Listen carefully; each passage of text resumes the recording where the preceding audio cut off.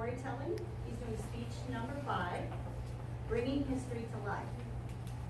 The story of Beowulf is the oldest known written Anglo-Saxon tale. Today, MJ will share his dramatic version of this fantastic story. Come with us back in time to the Dark Ages, and as a sidebar, look for the answer to, why did Beowulf cross the sea? Please welcome our advanced communicator, Michael MJ Falato.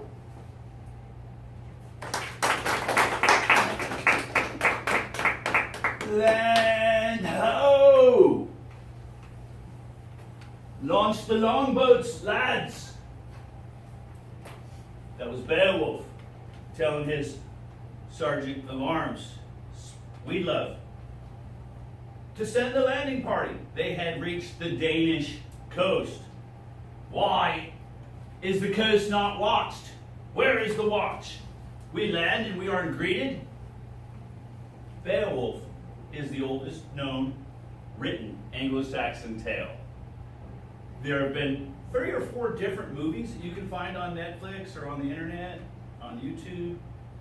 There was one in 1997 with Christopher Lambert. I thought was very amusing. They kind of had some mechanical things in that one, though. It was kind of a weird sci-fi Beowulf. The tale that I will tell today is the Beowulf from 2007, a slightly animated version. Anthony Hopkins, Angelina Jolie, a few other stars, John Malkovich. But it was like cartoons. Was it them or was it not? I'm not sure. Beowulf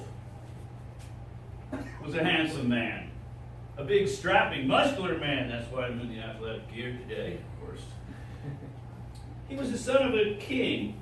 He was a mighty warrior, a monster slayer, and a king himself.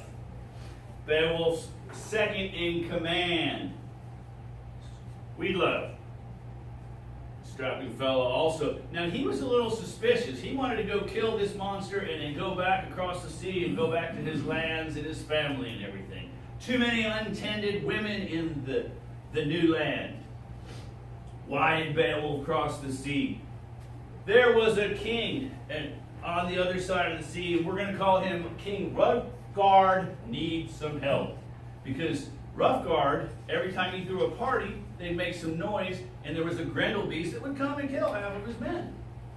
So he was running out of men. Beowulf and his mighty warriors heard there was a whole bunch of untended women, so they wanted to cross the sea, and if they get to kill a beast, hey, that's what you did back then.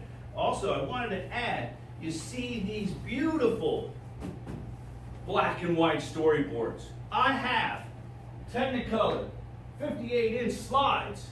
Beautiful. However, in the year 500 AD, the Dark Ages, they didn't have Technicolor. What they had was mud, muck, and more mud and muck. Beowulf and the Merry Men are the heroes. The needy is King Roughguard needs some help, and his second in command is a man named High Priest Suspicious Malkovich. So Suspicious Malkovich doesn't know about this blonde, big warrior man that's come to the kingdom. He thinks that he's going to take advantage of all the women and take the king's land and become king himself. He's really suspicious because he's loyal to King Roughguard. Roughguard loves Beowulf. Roughguard actually even saved Beowulf's dad's life in a battle many years before. So it's merrymaking time. King Roughguard has some really sweet ale, a mead they call Roughguard's mead. It's famous across the land, so they start to brew up a batch of this, and the men start to sing. And it went something like this.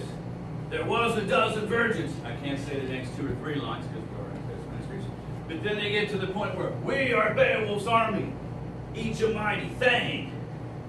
We'll kick your arses, we'll ravish your losses, and then we'll do it all again. Hey, we are Beowulf's army, each a mighty thing. So they go on and on and on. All of a sudden, sing louder, men! We are Beowulf's army. It's the beast. The Merry merrymaking hurts the beast's ears. He has this huge, ugly, deformed ear to go along with his big, ugly, deformed, claw-like hand. So he's beating down the door. He busts the door open. Rah! Beowulf's men attack him. Swords, spears, everything.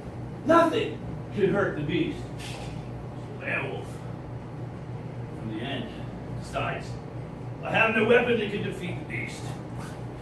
I shall fight the beast as the beast is. I shall fight the beast naked. Jumps on the beast's back. Beating up the beast. The beast never had a naked man on his back before, evidently. Didn't know what to do. Started running. Ran right out of the hall. Ah! However, Beowulf caught his arm.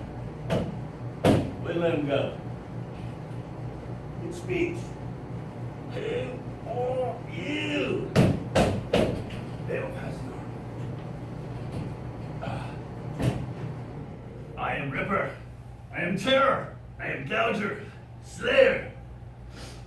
And the teeth of the night and the talons of the darkness. Vengeance, lust, power is mine. I am Beowulf. Rips the arm off. The whole hall, yay, hail Beowulf, he's defeated the Grendel Beast. Grendel Beast runs off, bleeds out. Next morning, they're showing, right away they go wake the king up. Beowulf has defeated the Grendel Beast. High priest suspicious Malkovich. I'm sorry I doubted you, Mr. Beowulf. A little bit of irony going on here.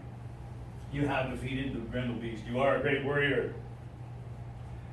So Sweetlove takes a couple men and so prepare the ships. He didn't want to stay in the Daneland. So he leaves. A little bit of merrymaking goes on. Beowulf ends up with the king's concubine or the king's queen over in another area.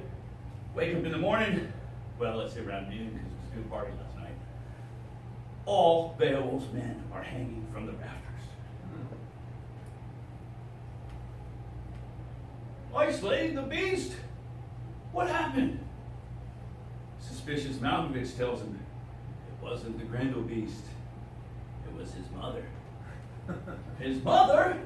How many beasts must I slay? What of his father? Oh, his father's gone, says King Roughguard. You have not to worry about the beast's father, just the beast's mother. Suspicious Malkovich gives Beowulf his ancestral sword to help slay the beast. She's a hag, she's an old witch. She lives 3 valleys over at the edge of the kingdom. So Beowulf goes to slay the hag. He gets there, and it's not a hag. It's a gold-filled, magical cavern. And what he finds there is a seductress. Beowulf, you've taken my son. You owe me a son, Beowulf. This woman was not only beautiful, she was Angelina Jolie beautiful. It beggars, Chris, what man could resist? Beowulf gives the hag his seed. And he returns. He takes Grendel's head, because Grendel was laying there to prove that Grendel was dead. He goes back to the kingdom. I have killed the witch. I've brought back Grendel's head. Well, what of the sword? Well, the sword is in the lake. It's in the bosom of the witch. Okay. King Roughguard says, she was a hag, was she? Yes, she was a hag and I slayed her. King Roughguard announces to the court, I bequeath all of my livestock, my lands, and my livelihood to Beowulf. He deserves it. He has slayed the Grendel Beast. I bequeath all of my wives and all of my concubines to Beowulf. He has slayed Grendel's mother. He deserves it. He walks over to the edge of the castle. He takes his crown off and he sets it down. Beowulf, come to me. In a voice only Beowulf could hear.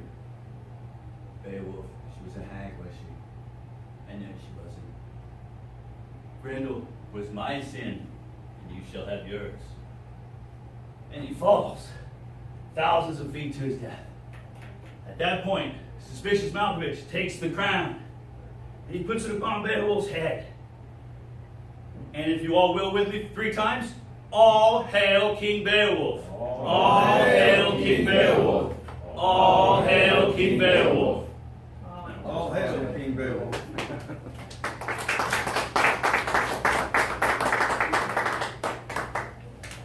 you, MJ. Please, everyone, make some comments for our speakers, notes of encouragement. And Mr. Timekeeper, did all